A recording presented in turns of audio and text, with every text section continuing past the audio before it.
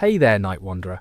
Settle in and let the soft hum of whatever is ticking in your room dissolve into the background. Tonight we will leave behind the velvet drapes and candlelit corridors of royal palaces and step instead into the slosh, stink, and sheer indignity of the medieval workplace. We are clocking in beside the people history tries to forget, the ones whose existence smelled worse than any metaphor you can imagine, the ones who laboured so the rest of society could pretend filth did not exist. Their jobs were not glorious quests or chivalric duels. They were shifts cut from unending grime, shifts that swallowed daylight and spat out exhaustion, and they're about to lull you to sleep. Before we descend into the ooze together, take a moment, if your eyelids are not already sliding down, to tap subscribe.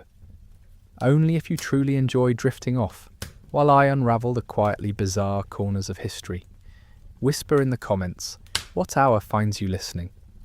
Are you curled up at midnight with moonlight painting your ceiling? Or are you greeting dawn in the pale hush right before birds remember to sing? Wherever you are, nestle deeper beneath your blankets. Let the weight of the day slip away and breathe. A calm, slow inhale, a patient exhale. Good. Now come walk the night shift of misery with me. Imagine the air is cool, a thin mist stretching through labyrinthine alleys. Torches sputter at a distance, casting tremulous halos on stone walls slick with damp. Somewhere, church bells count out the hour, then fall quiet. The city sleeps. But some people begin their work exactly now. First on our twilight roster is the Gong farmer, the medieval sewage specialist. Picture the scene. A low wooden door creaks open behind an ordinary townhouse. A man wearing boots so battered they barely cling to his feet hefts a ladder over one shoulder. He slips into a narrow courtyard, lantern swinging by his side. His destination is a cesspit, a private underground reservoir of every unpleasant substance a household produces. The pit is deep, rank, and utterly full. He climbs down slowly, rungs slick, the stench so thick it coats his throat. There is no sunrise glow for him. He works in darkness because daylight would gag every passerby, and city laws often forbid daylight dumping. At the bottom he plants his boots in sludge and lifts his shovel. Each wet scoop lands with a slap into an iron-banded bucket, hauled up by rope. Rats scurry over the ledge, curious then disappointed. Steam rises, curling around the lantern's flame, like a living thing. The Gong farmer hums a wordless tune to steady his mind, or maybe to drown the drip of waste, echoing from walls. He is paid more than a typical craftsman. Coin compensates for disgust, yet no payment washes the smell from hair or beard. When he climbs out hours later, he is forbidden the tavern. No choir will seat him. No festival will allow his presence. Even the wind seems to recoil. He trudges home by side streets, invisible yet unforgettable for anyone who accidentally inhales his passing breeze. And if a customer drops a ring or a coin into the pit, it is lost forever, an offering to the cess beneath civilization. Slide now from night soil to swamp water. Our next unfortunate is the Leech collector. Dawn breaks over a marshland blanketed by low fog. A woman lifts her skirts, knots them at her waist, and steps barefoot into knee-deep water. Mud oozes between her toes, chilling her bones. She stands very still. Dragonflies dart in shimmering arcs above lily pads. Somewhere a heron strikes at fish, then she feels it. The first tug, a slight pressure on her ankle. Another, higher on her calf. Soon dozens of sleek dark leeches latch onto her skin, drinking greedily. She does not flinch. She cannot because sudden motion might tear one creature and spoil its medicinal value. She waits until her legs look like moving shadows, then wades back to shore. With practiced fingers she eases each bloated leech into a wooden jar. Medieval physicians crave them, believing that balancing bodily humours requires letting blood flow. A single monastery might demand hundreds each month, so she will repeat this ritual again and again, enduring the slow ooze of her own blood, the faint dizziness that follows, the scars that never quite close. There is no armour against infection, no ointment beyond crushed herbs, only the promise of coin, scant but vital, and the knowledge that tomorrow the marsh will still be there, ready to draw more blood. Leave the swamp. Let us walk toward the edge of town, where another noxious enterprise thrives. Leather is prized for boots, belts, and magnificent saddles, yet its creation belongs to the tanner, a craftsman whose workshop smells of perpetual death. Enter that yard. Hides hang from timber frames like silent sails. On the ground sit wooden vats brimming with a foul stew of dog droppings, pigeon dung, and aged urine. The tanner lifts a raw hide, fur still clinging in patches, flesh decomposing by the hour. He plunges it into the mixture, pushing it under until bubbles break the surface. The ammonia from waste loosens hair and fat, the first step toward a supple leather. Days pass while hides steep in these vats. The stench worms its way into everything. Clothes, bread, even dreams. When ready, the tanner drags each hide onto a scraping beam.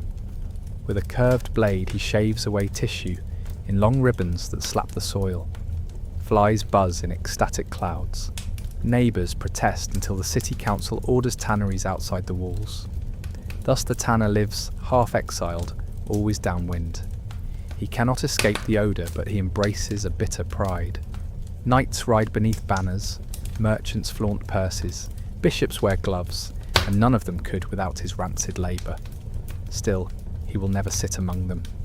His perfume is disqualification enough. Now the bells toll mournfully. A chill spreads, carrying memory of illness. The year is whatever plague year you choose. There were many, and bodies line cobbled streets. Into this nightmare steps the plague barrier. He grips the handles of a wooden cart whose wheels groan under weight. His face is half hidden by a waxed cloth mask stuffed with thyme and rose petals. Does it protect him? Likely not, but belief can be a fragile kind of armour. With each corner turned, he encounters more silent forms.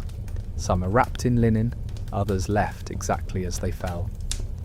Children peer from shuttered windows, tears leaving clean tracks on dusty cheeks. The barrier lifts limbs with reverence born of fear. Each body is arranged to conserve space, stacked like cordwood. A bell ringer walks ahead, sounding a mournful note to warn the living. Rats scuttle, noses twitching. The barrier's gloves are thin and soon tear. Splinters bite his palms, hours blur. He reaches the mass grave outside town, where trenches gape. Workers with shovels stand ready. Bodies slide into the earth. Lime is scattered in desperate hope. By dusk the trench is a mound. The barrier returns to the city for another load. Throat dry, prayers tumbling silently. He knows statistics are not in his favour. Many plague buriers join their own carts before month's end. Yet until then, the dead demand his strength. Let us breathe more lightly and follow the flicker of a lantern into narrow passages thick with refuse. The rat catcher is on patrol. His kit is simple: a sack of coarse cloth, a forked stick, perhaps a small terrier eager for the hunt. He crouches near a grain warehouse, listening. Scritch, scritch. The first rat darts past sleek as night water. With a swift jab, he pins the creature, lifts it by the tail, and drops it squealing into the sack. It thrashes, teeth flashing. There will be dozens before sunrise. His hands bear half-healed bite marks, each a potential death sentence from fever. Some rat catchers grow so adept they can tell by sound whether they face an old wharf rat or a young cellar brood.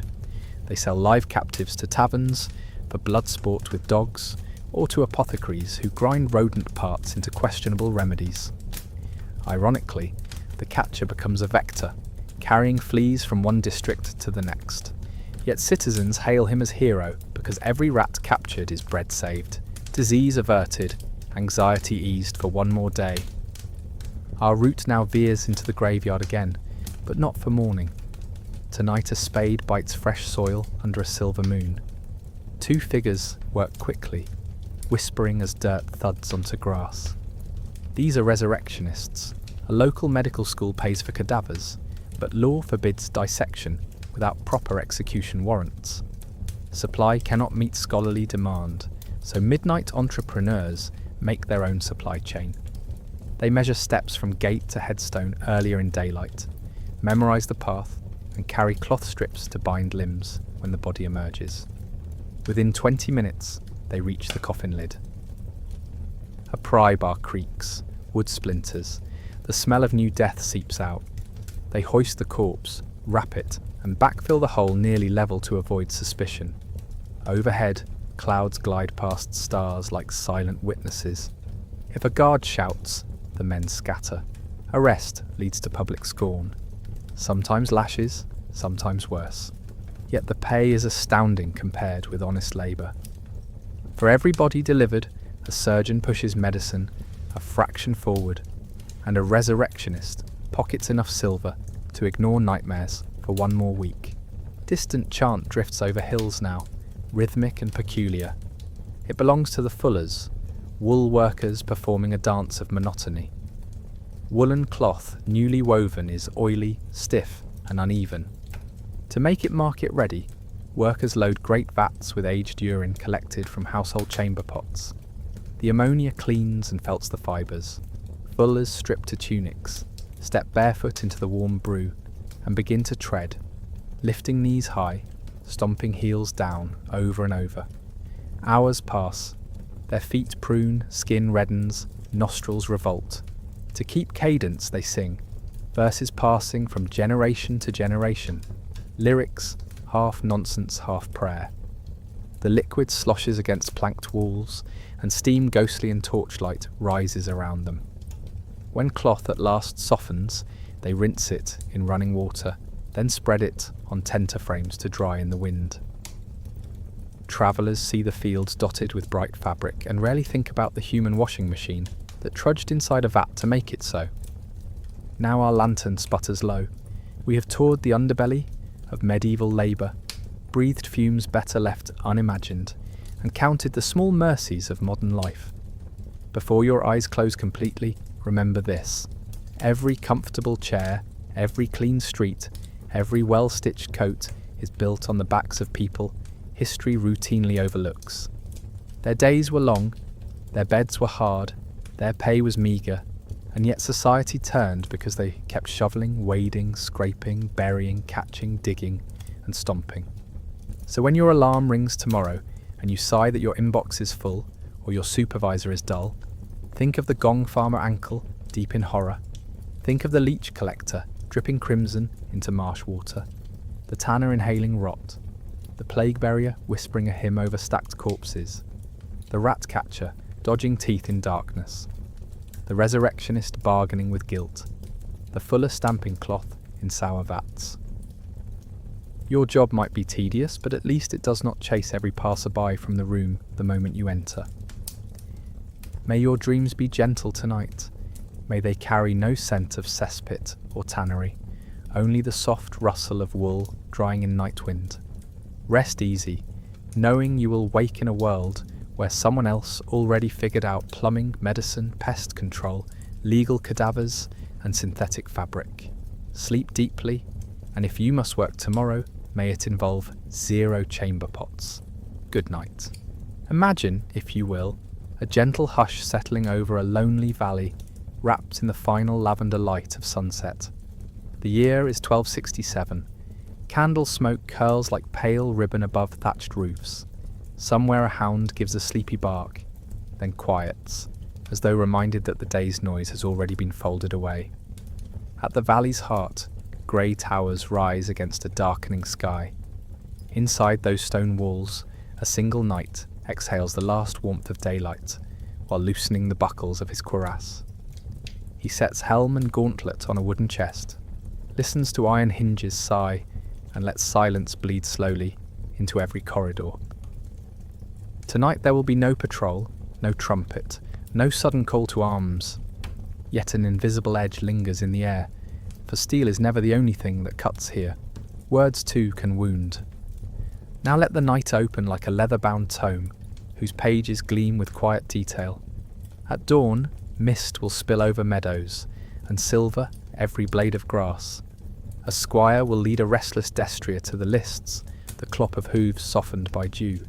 Inside the chapel, a novice monk will whisper matins, his voice barely louder than the fluttering sparrows roosting in the eaves.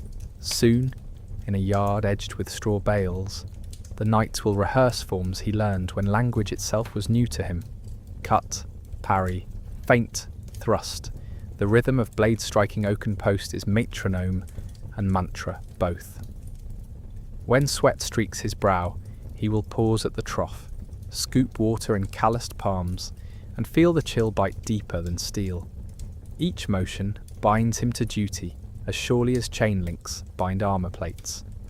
Beyond the training ground, villagers will wake to the smell of rye bread browning in beehive ovens.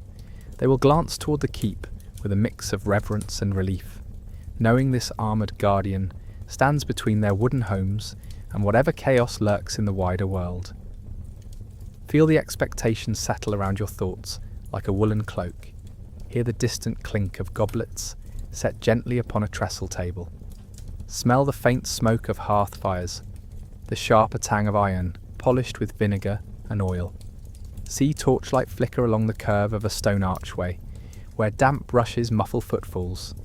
The knight's presence weaves through it all, not merely as a soldier, but as symbol, proof of a cosmic chain that runs from serf to sovereign and finally to heaven's gate.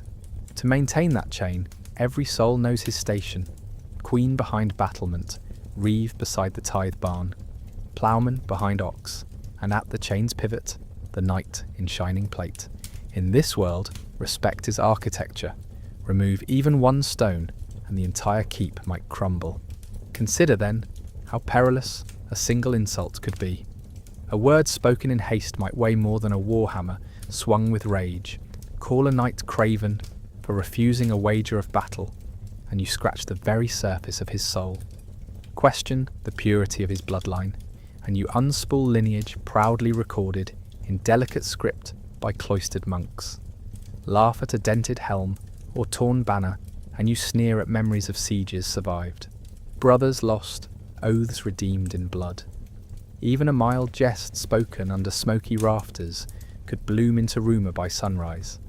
Peasants, merchants, even passing pilgrims would repeat it in hushed tones, each retelling sharpening the barb. Before long the chatter might reach the ears of a baron, and from there climb the rungs of nobility until royal notice arrived. No longer mere words, the insult would become a blemish on an entire house, a fracture running through every pledge bound to that name. The knight's first answer is often silence, deeper and more chilling than any shouted oath. He straightens in his chair, the leather of his jerkin creaking faintly. Conversation around him falters. Companions glance to one another, uncertain whether to rise or retreat.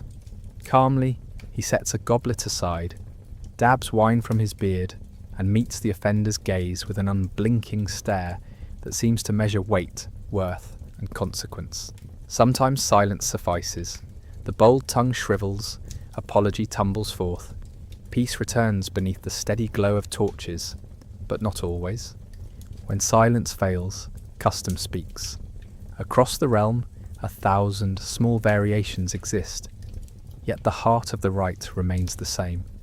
The knight sends a gauntlet, sometimes mailed, sometimes soft leather, delivered by trusted hand or pinned to the offender's door with a dagger's point. Within the hour, messengers ride between manor and inn, arranging time, terrain, and weapons. Observers, often grey-haired soldiers who have shed more armour than younger men have ever donned, draw up charters in neat Latin phrasing. At dawn, light as pale as unbaked bread glimmers over the agreed meadow. Low mists curl around dewy grass. Skylarks stir. Combatants arrive with seconds, priests, squires, and even itinerant physicians clutching pouches of comfrey and charcoal for wounds yet unmade. Words of scripture fall softly, petitions for grace, for temperance, for the safety of souls stepping so near the veil between life and eternity. If lances are chosen, horses snort clouds into the cold. Valets adjust surcoats, smooth feathers of a crest tighten girths. The marshal lifts a white kerchief. Breath holds in 100 chests. Fabric flutters to earth. Charge, clash, splinter. Yet rarely does a lance pierce flesh. More often points glance or shatter, and honour is satisfied by the ringing impact alone. Should swords be favoured, edges meet in sparks that blink like tiny stars before falling into wet grass. Blows are measured rather than murderous. Their true target shame rather than life. When first blood beads upon a sleeve, seconds rush in, raise voices, and the marshal proclaims outcome. The duel need not kill, it must merely declare which name still stands unblemished. There are gentler paths as well. In many shires, a statutory pause allows tempers to cool beneath the guidance of mediators. 2 men may sit in a chapel nave, while sunlight colours the floor in stained glass blues and reds. Candles hiss softly, doves coo from a high window. There, beneath Christ painted upon plaster, a whispered apology can carry more weight than any thrust of steel. A token, perhaps a gold ring, or a pledge of 2 oxen, might pass hands. Shoulder grips shoulder, heads bow, and grievance dissolves like incense smoke.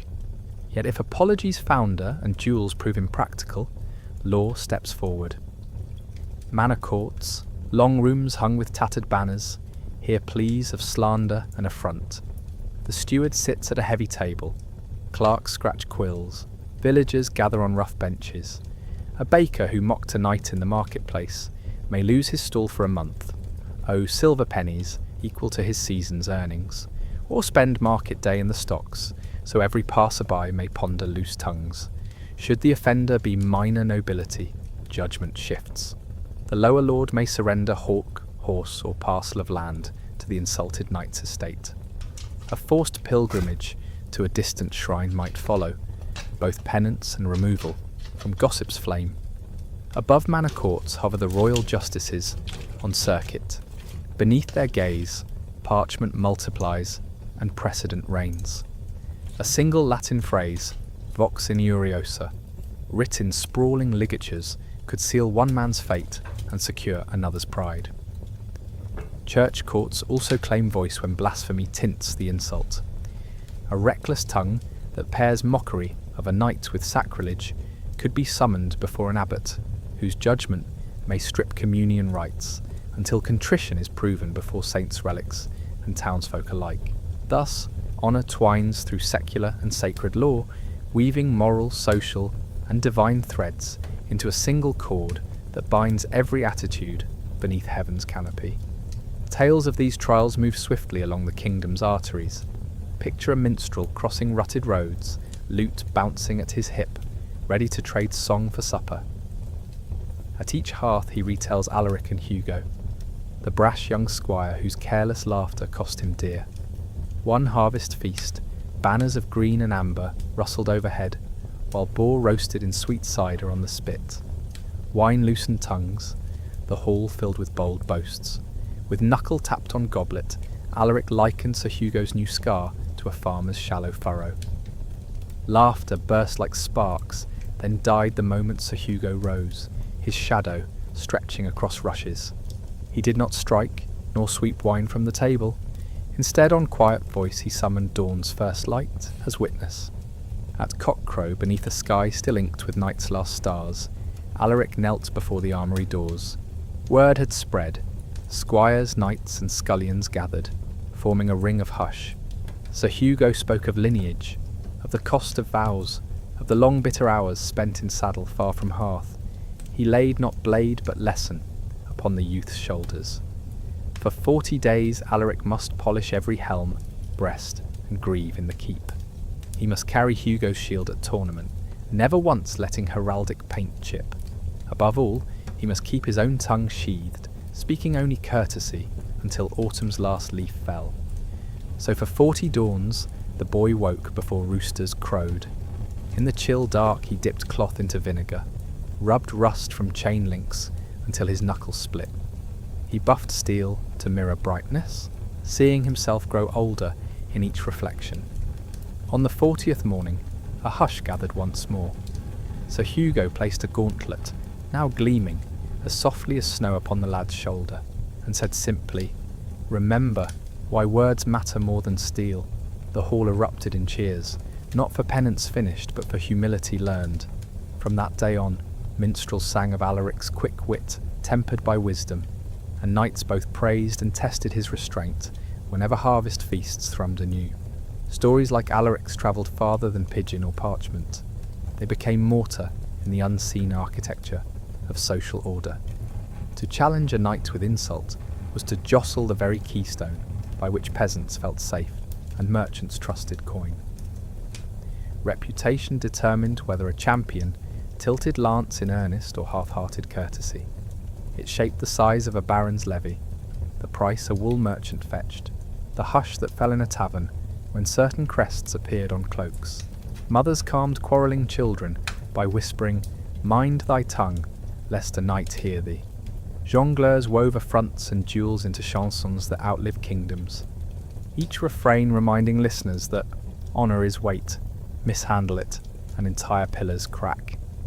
Imagine the ripple stretching outward to the tournament fields. Trumpets croon beneath banners snapping high. Crowds swirl like autumn leaves, each spectator wagering reputation on the clash below. A knight rumoured dishonoured finds opponents eager, lances driving true toward his shield. One lauded for forbearance might face gentler passes. Some vanquished foe may rise and clasp his forearm instead of scowling in defeat.